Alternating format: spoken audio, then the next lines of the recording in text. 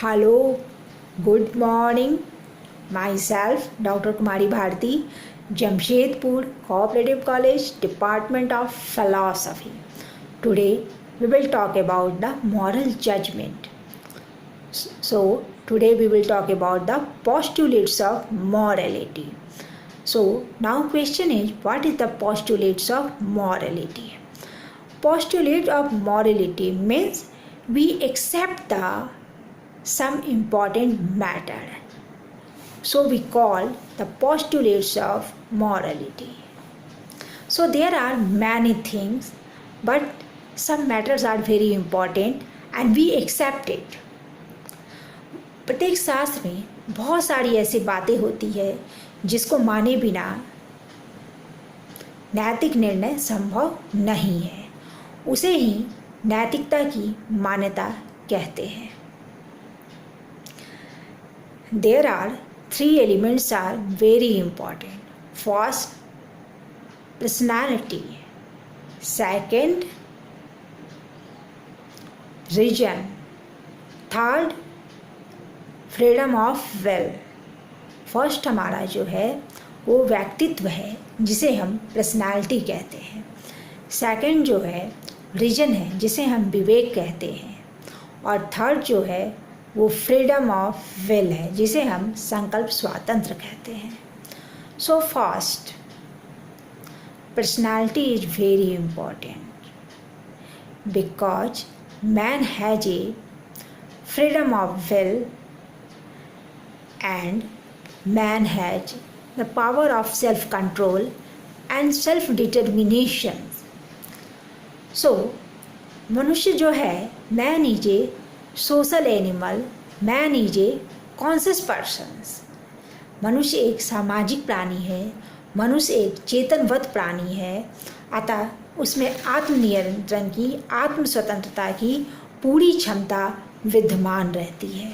अतः जब वो कोई निर्णय लेता है तो अपने शुभ अशुभ का, इच्छा स्वतंत्र का पूर्ण रूप से प्रयोग कर उसके बाद ही वह कोई निश्चित निर्णय पर पहुंचता है. जिस निर्णय पर हम उचित अनुचित, शुभ अशुभ का कोई निर्णय देते हैं. तो व्यक्ति की जो पर्सनालिटी होती है, उसका व्यक्तित्व होता है, this is very important for the moral judgement. ये हमारे लिए बहुत महत्वपूर्ण होता है क्योंकि मनुष्य एक चेतन प्राणी है. अतः चेतनवत होने के कारण वह पेड़ पौधों से अधिक चेतना उसमें होती है. हालांकि ये चेतना पशुओं में भी पाई जाती है, लेकिन मनुष्यों में यह चेतना सबसे ज़्यादा दिखती है. यही वजह है कि मनुष्य उन चेतनाओं का प्रयोग करता है और अपने आप को आत्मनियंत्रित करता है और आत्मचेतनवत होकर के किसी भी कर्म को करने का वह निर्णय लेता है. इसलिए व्यक्तित्व जो है, व्यक्ति वेरी इम्पॉर्टेंट. और सेकंड है, देखें तो सेकंड में आता है हमारा विवेक है, रीजन है. तो रीजन जो है, विवेक जो है, बहुत ही महत्वपूर्ण है. तो विवेक को माने बिना हम नैतिक निर्णय की चर्चा नहीं कर सकते, नैतिकता की चर्चा नहीं कर सकते. देखिए, अब there are two things are very important. So first, region and second, sensation. So region and sensations are very important, but one is higher and second is lower. हम बात विवेक की कर रहे हैं और मनुष्य की संवेदनाओं की करें, फीलिंग्स की करें, इमोशंस की करें. हम ये कह सकते हैं कि मनुष्य और पशु में बहुत सी बारी समान होती है. जैसे आप हम जो मनुष्य का स्वभाव है, खाना पीना, सोना, कामुकता को ले लीजिए, तो ये सब बातें जो पशुओं में होती है मनुष्यों में भी होती है. लेकिन मनुष्यों में क्या है कि चेतना होती है, कॉन्शियसनेस होता है. तो हम उन चीज़ों से ऊपर उठ करके, चेतनवत होकर के कोई भी निर्णय लेने के लिए सक्षम है. हम सोच सकते हैं कि हमारा ये कर्म उचित है, अनुचित है, शुभ है, अशुभ है. हम विचार करके कोई कर्म करने का निश्चय लेते हैं. तो so reason is very important for the postulates of morality. तो हमारे लिए क्या होता है, विवेक बहुत महत्वपूर्ण हो जाता है क्योंकि हम उसी के आधार पर कोई निर्णय लेते हैं. अब तीसरा देखिए फ्रीडम ऑफ विल, जो हमारा इच्छा स्वातंत्र है वो भी हमारे नैतिक निर्णय के लिए बहुत इम्पॉर्टेंट है। तो इसे भी मान्यताओं के रूप में हम कह सकते हैं, नैतिकता की मान्यताओं के रूप में रखा गया है। तो सुनाओ, question is what is the freedom of will. Freedom of will का मतलब होता है कि हम जब भी कोई कर्म करते हैं तो उसमें हम अपनी इच्छा स्वतंत्र का प्रयोग करते हैं।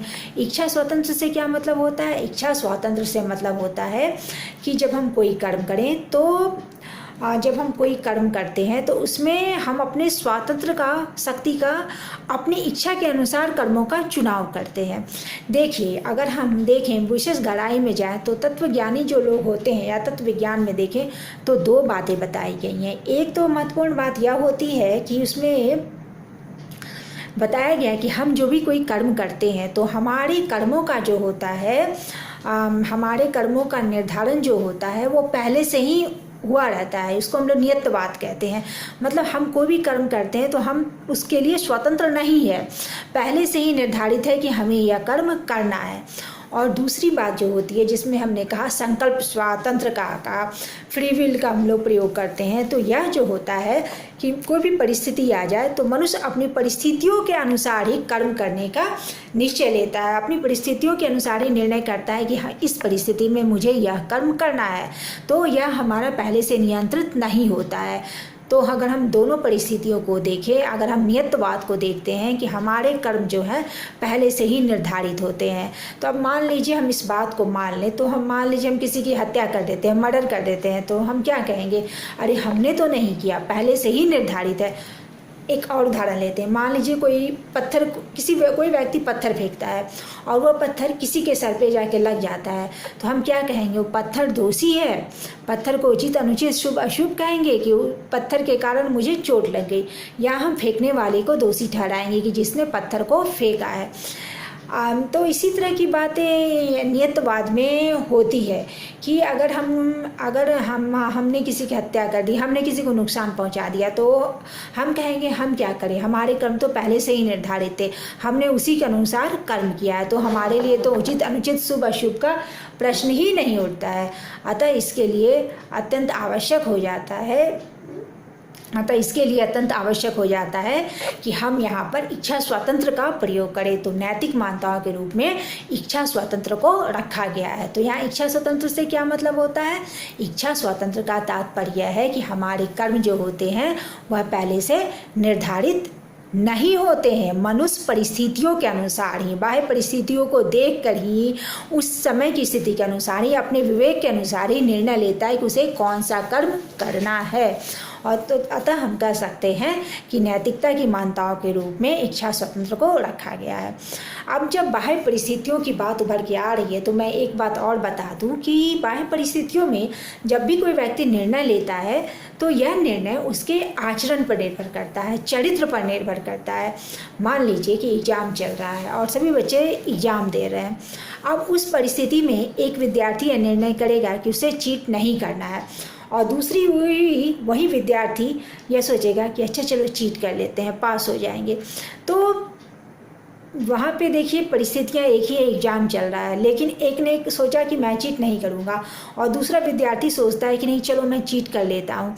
तो दोनों ही विद्यार्थी और दोनों को ही इच्छा स्वतंत्र प्राप्त है, लेकिन एक चीट करता है, दूसरा नहीं करता है। तो ये कैसे हुआ?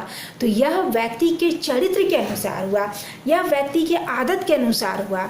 जैसा हमारा चरित्र रहता है, जैसा हमारा आदत रहता है, जैसा हमारा स्वभाव रहता है, परिस्थितियाँ आने पर हम वैसा ही निर्णय लेते हैं। अतः किसी भी नैतिक निर्णय में इच्छा स्वतंत्र का अधिक से अधिक महत्व होता है, लेकिन इच्छा स्वतंत्र का प्रयोग भी व्यक्ति अपने चरित्र के अनुसार ही करता है। इसलिए कोई भी नैतिक निर्णय वो हमारे आचरण पर, हमारे स्वभाव पर पूर्णतः निर्भर करता है।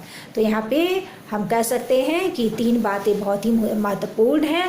पहला है हमारी पर्सनालिटी, दूसरा है हमारा रीजन, और तीसरा है फ्रीडम ऑफ विल। तो इन तीनों के माने बिना हमारा नैतिक निर्णय संभव नहीं होता है। इसी तरह से अगर हम देखते हैं कि कांट को देखें तो कांट ने आत्मा की अमरता, स्वतंत्रता और ईश्वर के अस्तित्व की बातें की है। तो इस तरह से देखिए कांट ने इन 3 महत्वपूर्ण बातों को नैतिकता की आवश्यक मान्यताओं के रूप में स्वीकार किया गया है। तो जब हम कांट के अनुसार नैतिकता की क्या क्या मान्यताएं हैं उस पर चर्चा करेंगे तो इन 3 महत्वपूर्ण बिंदुओं को हम ध्यान देंगे। लेकिन साधारण रूप में अगर हम देखें कि किस नैतिकता के लिए किन किन बातों की आवश्यकता होती है तो यहाँ पे 3 पोस्टुलेट्स को एक्सेप्ट किया गया है। मैं फिर कह दूँ, फर्स्ट है हमारा पर्सनालिटी, सेकंड है हमारा रीजन एंड थर्ड है फ्रीडम ऑफ विल। इन तीनों को माने बिना हम नैतिक निर्णय नहीं दे सकते हैं। So these are very important for the moral judgement. So I think you clear it. Thank you. Okay bye.